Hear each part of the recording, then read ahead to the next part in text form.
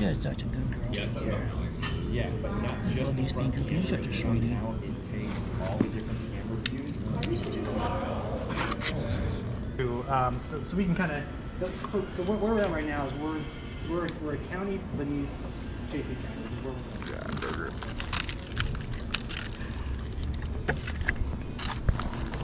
It's so big I couldn't even take a bite. Yeah, I just missed the person. You get like 3/4 of it. And like shot my teeth off the burger. Come back in. Yeah, this one takes a while to boot up too. Probably doesn't help that I've dropped it a million times and also thrown it up against brick walls and stuff like that. That's the one thing. The 10 was faster. It still had the same problems and just took it back. That's the 10 is the first one I got. Okay. Yeah, I could use it for whitewater.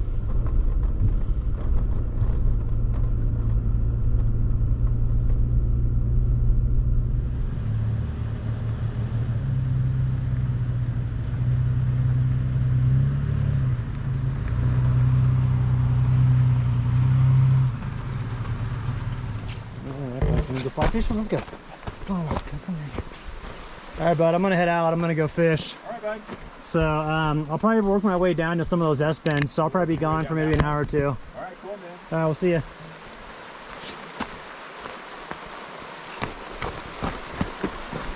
Hey, Sierra, let's go this way. Hey, Sierra, we're going this way. Come on.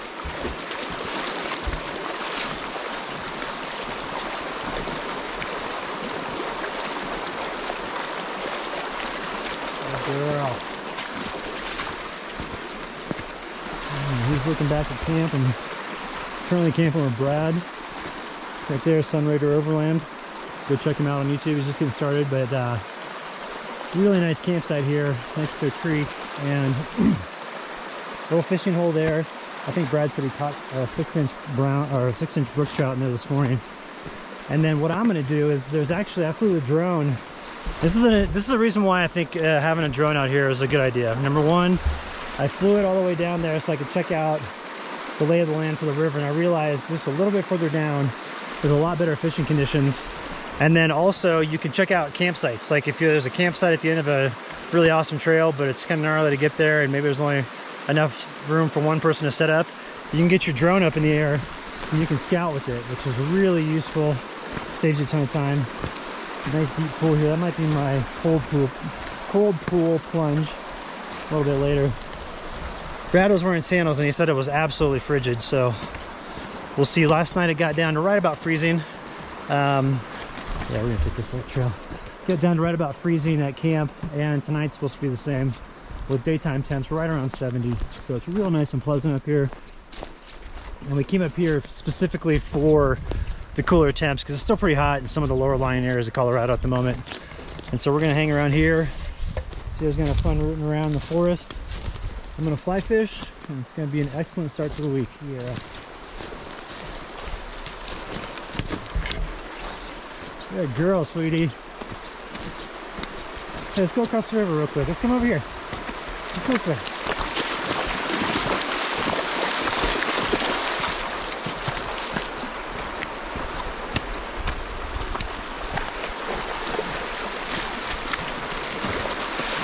Looks like a big little spot right there, a little hole. Looks like a little underhang. Looks like there's some fish chilling in there. Also two right in that section. But I want to come down here where I think I saw some better geography. Terrain, whatever you want to call it. I think we're coming to the first section that I want to try and fish at. Just going over there, girl. Run this way, sweetie. Let's come across up here. Here. Alright, whatever. Yeah, leave me alone. I'm smelling stuff. So I'm thinking I'm going to throw. But I'm thinking I'm going to throw into maybe there. Let's see. No, I think I'm going to park it right here and throw downstream and see if I can get something around this tree right here. And then start working our way down. There's a fish right there. Yes, yeah, there's a bunch of fish right there. Actually, there's 4 of them. Oh, okay, yeah, we're good. We're gonna set up here. A vein of aspen trees starting to turn. little bit of a sliver over there as well.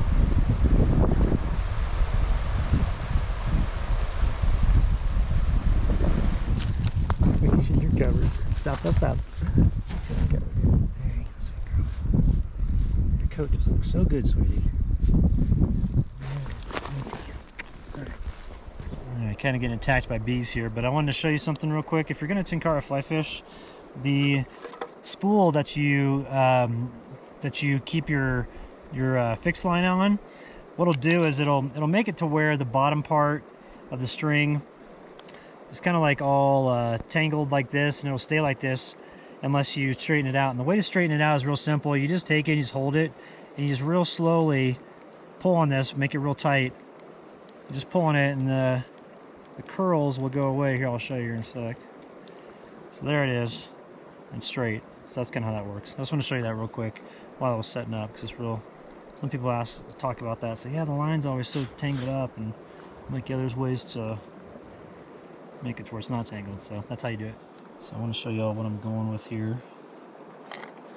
Decided to do a little flying black ant, just like that. It's kind of moving around. There we go. So that's a flying black ant, and you can keep this above water, you know, above the, like on the top of the water with, if you use top ride, which is this stuff right here. So basically it helps it to where this doesn't get waterlogged. So you can do that and keep floating it, and that way you can see it and you're good to go. So we're gonna get jamming because the bees are starting to come around, and I'm hoping we can hook into somebody's little brook trout.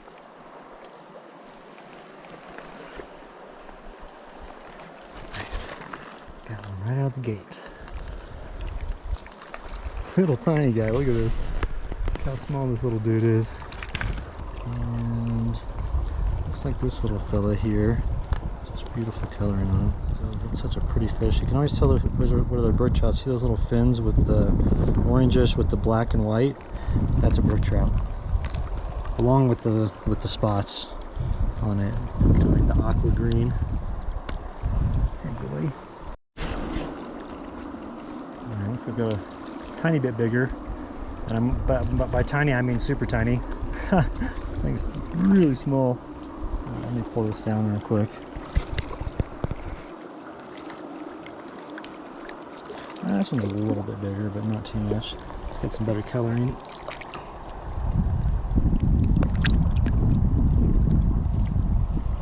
Almost looks like the same dude, really. But a little bit better coloring, a little bigger fins.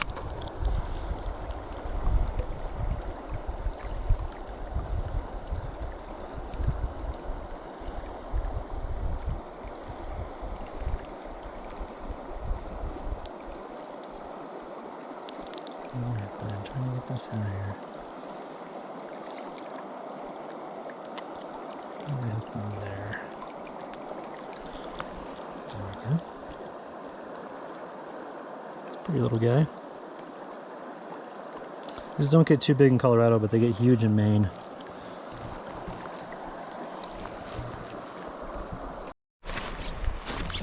We're gonna walk down over here and see if we can't go to a section with a few deeper pools. Those pools over there were pretty shallow. Oops. And as a result, fish weren't very big. So hopefully with these deeper pools up here, we'll get into some bigger fish. Look at that gorgeous avalanche chute with all those aspen trees in it. Colors are definitely starting to change.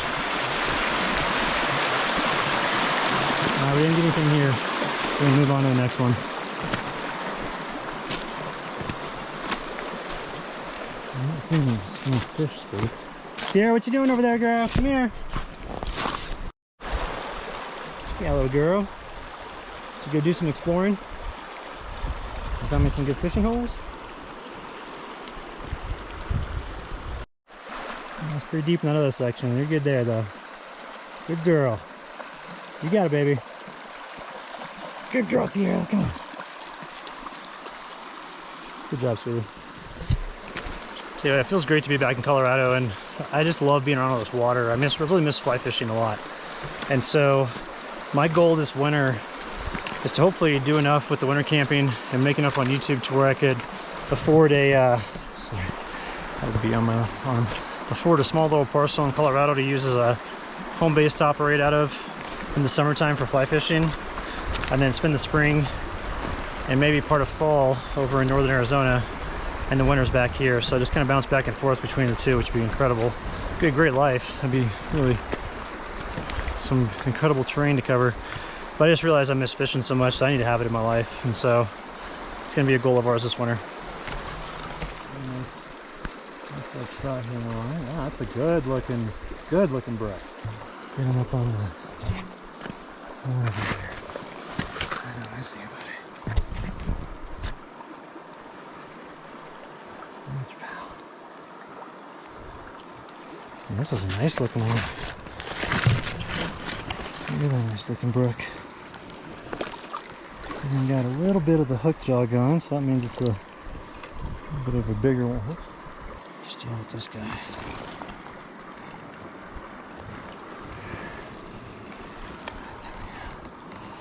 Pretty brook trout.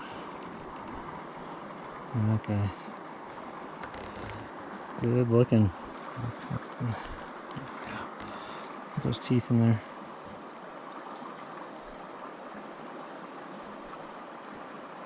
It's a brook trout.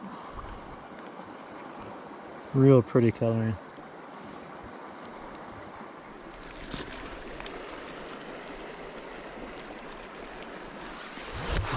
Hooked into a nice one here, it seems.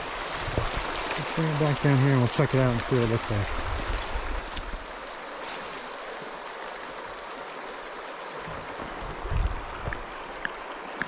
Good looking guy here.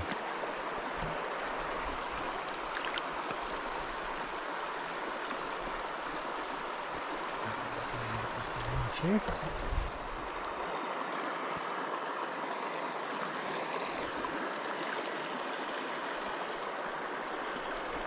Really pretty fish. Gorgeous coloring. Brad wanted to test out his 4x4 capabilities in the Sunrader, so I knew of a really incredible mining structure at the end of this trail that we were camping on. So we went ahead and rolled on up there. So the rest of the footage in this video is of Brad's Sunrader to show you the capability of this truck.